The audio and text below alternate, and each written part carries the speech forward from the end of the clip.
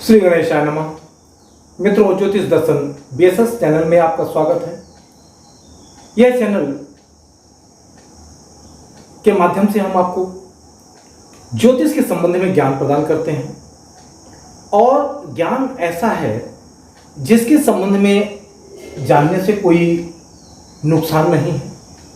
इसको जानने से फायदा यह है कि आप कभी भी अपने जीवन में आ रही परेशानियों को बड़े स्वाभाविक ढंग से कम कर सकते हैं। चूंकि समाप्त तो इसलिए नहीं कर सकते हैं क्योंकि इस पूरी कुंडली में आपके जीवन का रहस्य छिपा हुआ है। कम करने की क्षमता आपको भाग्य भाव का जो स्वामी होता है वह लग्न का स्वामी और कर्म का स्वामी, यह तीन भाव के जो स्वामी होते हैं यह आपके जीवन में पूरी दिशा को परिवर्तित करने की क्षमता रखते हैं।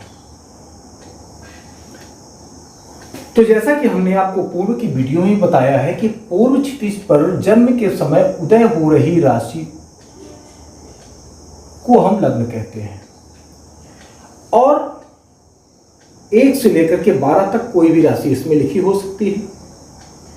आज हम अपने उदाहरण कुंडली में लेकर चलते हैं 8, अर्थात वृश्चिक लग्न की यह कुंडली है और वृश्चिक लग्न की कुंडली में आपके कर्म भाव का स्वामी कौन होगा, तो यहां से गिनती कर लें।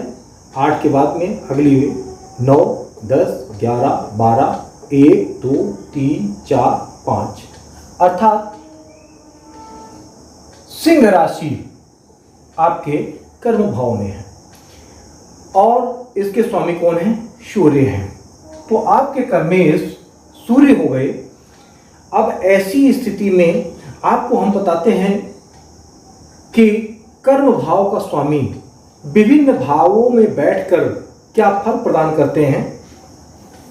तो मित्रों, जीवन में यदि दशमेश अर्थात सूर्य आपके लग्न भाव में बैठे हों तो ऐसा जातक बहुत प्रसिद्ध व्यक्ति होता है, ऐसा जातक बहुत विद्वान होता है, ऐसा जातक कवि होता है और यह बाल्यकाल में अर्थात बचपन में रोगों से पीड़ित रहता है और बाल्यकाल के पश्चात यह स्वस्थ रहता है और वह दिनों दिन धनी होता चला जाता है। अब हम बात करें द्वितीय भाव की, तो जब कर्म भाव का स्वामी द्वितीय भाव में बैठे होंगे तो मित्रों आपको एक जानकारी और दे दें कि भाग्य भाव और कर्म भाव के स्वामी चाहे वह पापी ग्रह हो चाहे वह शुभ ग्रह हो, दोनों ग्रह अपना अपना फल प्रदान करेंगे और इसके जीवन में बहुत अच्छा प्रभाव करेंगे।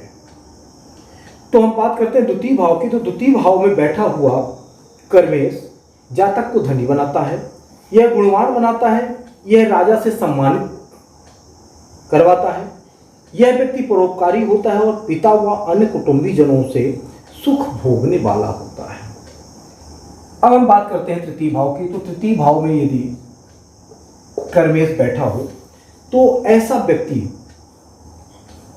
अपने सहोदरों एवं नौकर चाकरों से सुख पाने वाला व्यक्ति होता है, पराक्रमी होता है, गुणवान होता है और सुवक्ता अर्थात यह अच्छे वचन बोलने वाला व्यक्ति होता है तथा सत्यप्रिय होता है जब कर्म भाव का स्वामी तृतीय भाव में बैठा हो। इसके बाद बात करते हैं चतुर्थ भाव की। तो यदि चतुर्थ भाव में कर्म भाव का स्वामी बैठा हो तो ऐसा व्यक्ति प्रसन्न चित्त होता है, मातृभक्त होता है, गुणवान होता है, धनी होता है, वाहन और जमीन जायदाद के सुख से युक्त होता है। ऐसे व्यक्ति को जब भी कर्म भाव का जो स्वामी होगा कर्मेश, उस कर्मेश की दशा और महादशा में बहुत अच्छे फल प्राप्त होते हैं और घर, मकान, गाड़ी, जायदाद आदि इसको इनकी दशा में प्राप्त होते हैं। इसके बाद हम बात करते हैं पंचम भाव की। तो यदि कर्मेश पंचम भाव में स्थित हों तो जातक विभिन्न विद्या में पारंगत होता है, अर्थात इसके पास में कई तरह की भाषाएं बोलने का ज्ञान होता है, कई तरह की भाषाओं का यह व्यक्ति ज्ञानवान होता है, यह प्रसन्नचित्त होता है, धनी होता है तथा कई पुत्रों से युक्त होता है जब कर्मेश इस भाव में बैठे हो। इसके बाद हम बात करते हैं छठवें भाव की। तो जब छठवें भाव में कर्मेश बैठे हों तो इस व्यक्ति का 1, 2 और 3 अर्थात 6, 8 और 12 ये तीनों खराब भाव माने गए हैं। तो जब भी कर्मेश छठवें भाव में, 8वें भाव में और 12वें भाव में बैठेगा तो उसके कर्म को खराब कर देता है। तो इसलिए ये जो छठवें भाव में जैसे ही ये बैठ गए तो इस जातक के जीवन में इसके कर्म खराब हो गए और यह व्यक्ति पिता के सुख से वंचित हो जाता है। यद्यपि वह कर्म में निपुण होता है परंतु धनहीन एवं शत्रु से हमेशा पीड़ित रहता है जब कर्म भाव का स्वामी छठवें भाव में बैठेगा। अब बात करते हैं सप्तम भाव की। तो जब सप्तम भाव पर जब कर्मेश स्थित हो तो ऐसे व्यक्ति के जातक पत्नी से सुखी होता है, बुद्धिमान होता है, गुणवान होता है और बोलने में ऐसा व्यक्ति निपुण होता है, सत्यवादी एवं धार्मिक होता है। मित्रों, यह हमने बात की है कर्म भाव के स्वामी की जो सप्तम भाव में है। लेकिन यदि सूर्य के साथ में यहाँ पर केतु होता है तो ऐसे व्यक्ति के तलाक हमेशा होते हैं। लेकिन इस सूर्य की बात, अब चूंकि कर्मेश इस कुंडली में सूर्य है इसलिए सूर्य की चर्चा हमने आपसे कर दिया कि सप्तम भाव का सूर्य जो होता है वो ज़्यादा अच्छा नहीं माना जाता। यदि भाग्य भाव का स्वामी होकर सप्तम भाव में सूर्य बैठा होता तो अच्छा होता, लेकिन कर्म भाव का सूर्य यहाँ पर बैठा हुआ है इसलिए हमेशा पत्नी से इसके संबंध मधुर नहीं रहेंगे। अब हम बात करते हैं अष्टम भाव की। तो यदि अष्टम भाव में कर्म भाव के स्वामी बैठे हों तो ऐसा व्यक्ति क्या होता है, इसका कर्म क्षीण हो जाता है और यह अपने जीविका के उपार्जन में हमेशा असफल रहता है, दूसरों को दोष देने वाला व्यक्ति होता है।